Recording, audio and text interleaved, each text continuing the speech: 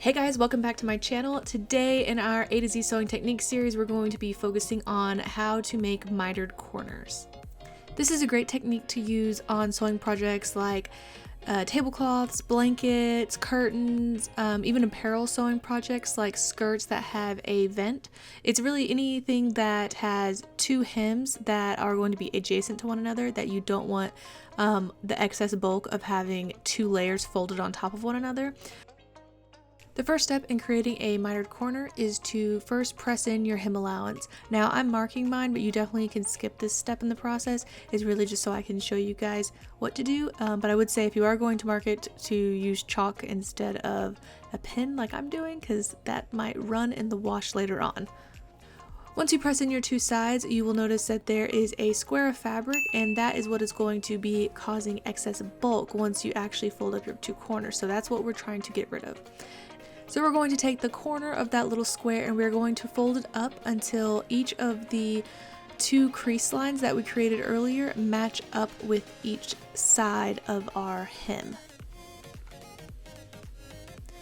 And here I'm just finger pressing in another crease. You can press this with an actual iron if you want to, but my fabric creased really easily, so I skipped that step.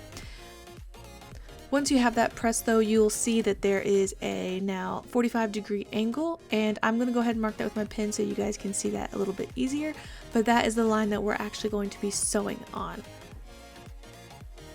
Now I'm going to go ahead and add a 1/4 inch seam allowance off of that 45-degree angle, and the reason I'm not leaving that on there like you see on some tutorials is because I mostly work with apparel sewing, and in a commercial sense typically you would cut the excess fabric off so that way your sewer would know where to sew, because if you leave it like this they might not know how much to fold it up, or they might not get the best mitered corner and it won't be as crisp looking as you want it.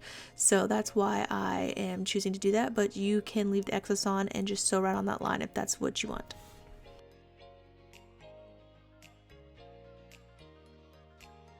Now to actually sew it up, we are going to fold it with the right sides together until those little corners meet that we just created, and we are going to sew right on that line with a 1/4 inch seam allowance.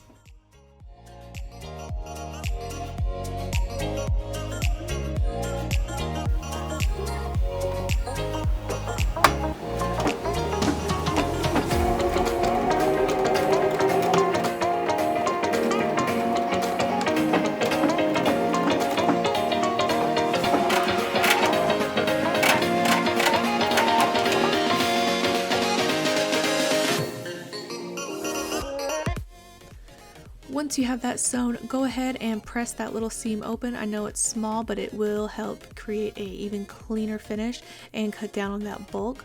And once you do that, you can go ahead and flip your project right side is out and go ahead and finish sewing your hem. At this point, we're basically finished. You can go ahead and finish the edges any way that you'd like. I would typically do a top stitch at this point, depending on the project, but it's up to you.